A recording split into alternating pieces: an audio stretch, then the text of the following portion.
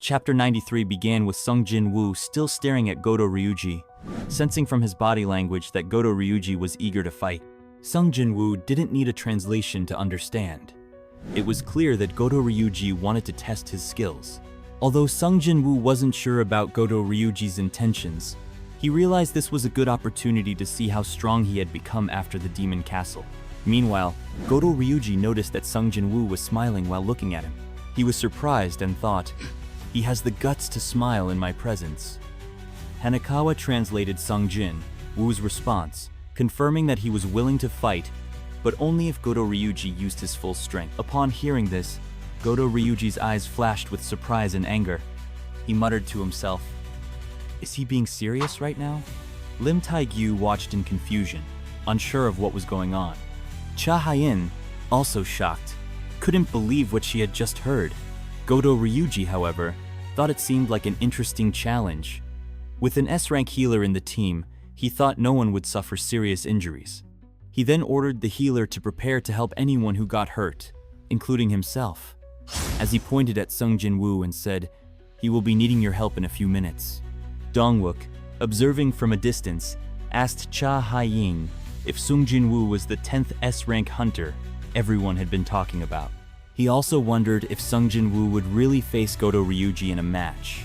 "He's got guts," Dongwook muttered. Cha Hyein, worried about Jin-Woo, wondered if he would be okay fighting Goto Ryuji, but then she remembered that Jin-Woo had already fought an A-rank dungeon boss and over 100 high-level orcs.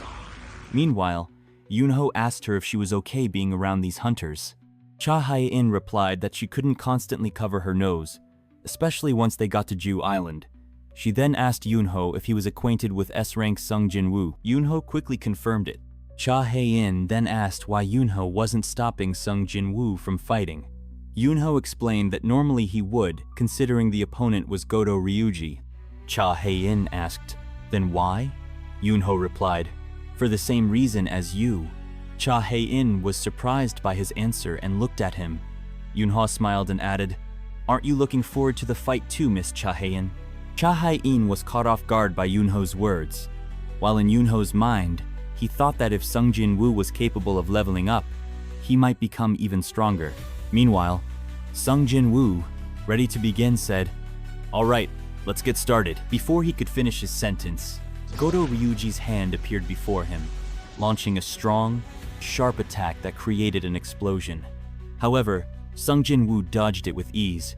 He thought to himself that Goto Ryuji had attacked as soon as he said they would begin.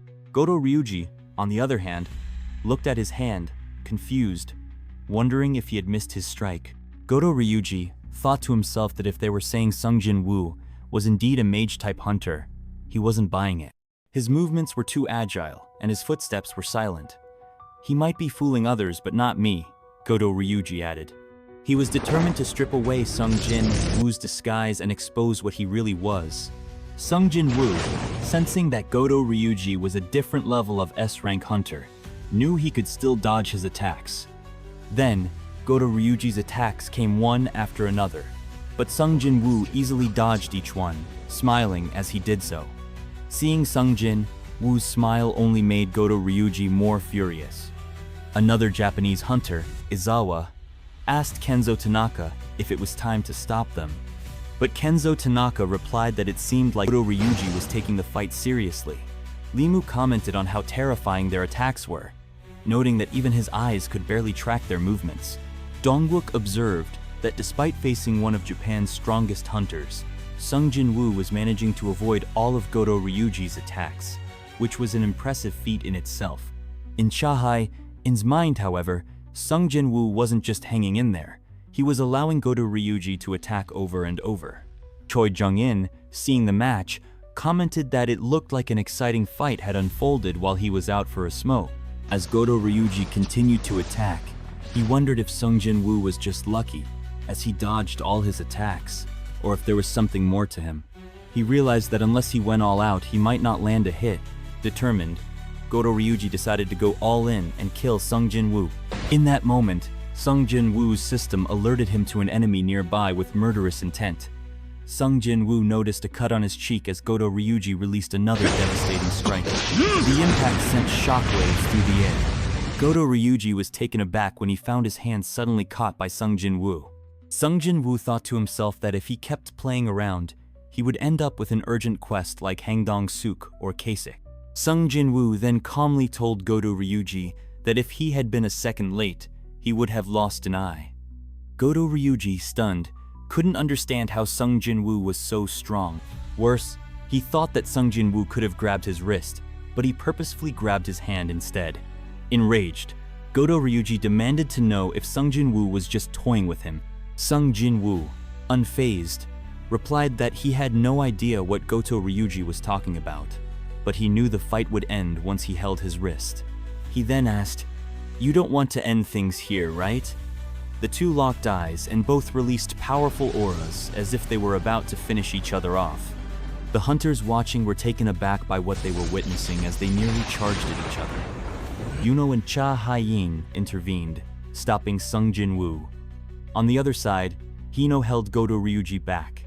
Kei created an ice wall between them to possibly halt the match before things escalated any further.